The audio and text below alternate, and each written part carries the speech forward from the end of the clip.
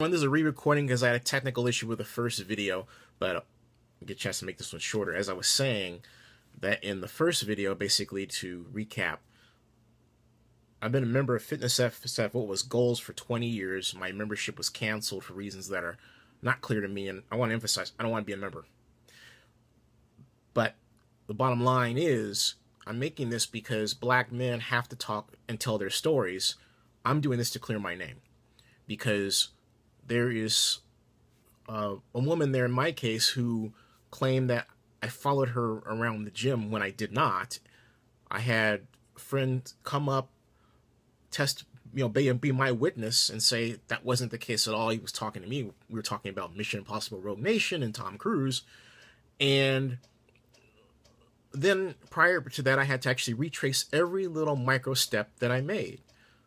What's going on in this society at a very insidious level is that a straight black male is actually, in a sense, feared. I don't know for what combination of reasons, maybe a constant hammering of messages that black men are bad through the media. I don't know. Whatever's going on, that's the case. But at FitnessSF, it's heightened.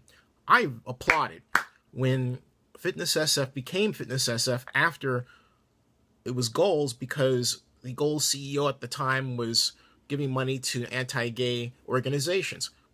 Excellent move to do that, to rebrand. But what's happened over that time is a kind of a culture war that's developed at a very insidious, silent level among some of the members and some of the staffers who, the conversations they congregate among themselves, but also there tends to be a hostility at times. To some men they perceive as heterosexual and against them in some little way. And in this specific instance, I thought, okay, who did I say something to this? Hello? What did I say? And I can tell you that I didn't say anything to anyone that I have to turn around and regret. Nothing. Then I said to FitnessSF, please look at the security cameras for the times that I was there and the times that whoever this person was there at the time. And I don't want to know who this person is. I don't want to know who this woman is at all, because I know I did anything wrong. But then what good does it do to find out at this stage? I don't care. I'm glad to be gone. I was upset for about a minute, but I've got so many great things going on in my life. I'm glad to be gone. But my point is this. Black men must tell their stories in a society where there are people who are too intent for different reasons to say, hey, you're a black guy and you're straight and you're bad.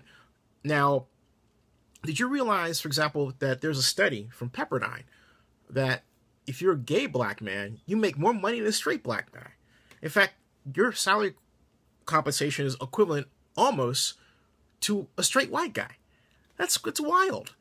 Or then you've got BART, Bay Area Rapid Transit out here in Oakland, where there's this BART app, and apparently there's a disproportionate reporting of black men doing crimes that when the police look at them weren't crimes at all.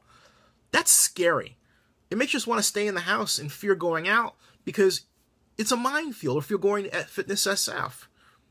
FitnessSF would not let me tell my story, so I'm telling you my story. I'm a good person. I was the first person in Oakland to interview a lesbian sports football person back in 1993. I have been the only straight male in some cases to cover the Pride event in San Francisco. And yet I love women. It's not a matter of me on the down low or anything. This is a matter of me having a consistent record of fighting for the rights of others and for women, including Hillary Clinton as president. So, but because, I'm like a woman, or maybe a woman did something, or maybe she was, I don't know, okay, because I don't know who this person was. I have to think.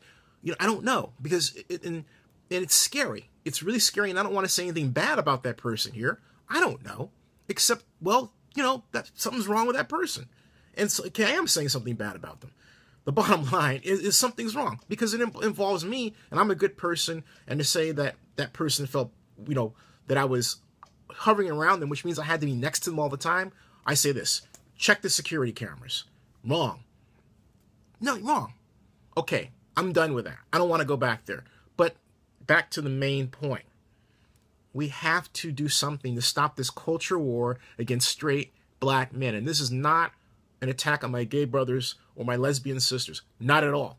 I am simply saying that one cannot be lifted up at the devaluing of straight black men. And yet that's precisely what's going on. If you are straight black men in Oakland, if you're considering joining FitnessSF, I have to be honest and say, consider another place. Really, because they need to straighten that out. Very recently, 2 Latino friends of mine there told me about a man who said hello to a woman there, and the woman hit him. It's right, hit him. I mean, for saying hello, okay? This is very recent. So there's a huge culture war here, played out right in this city, and it's growing.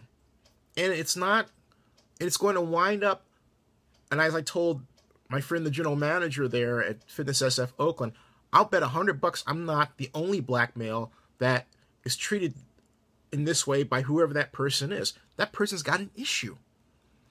An issue, okay? That's horrible. So you've got to basically just say nothing to anybody, cloister yourself. We are at a time where people are of a certain generation are afraid to communicate directly with others. They don't want to talk. And so when I say don't want to talk, I don't mean have long conversations. They just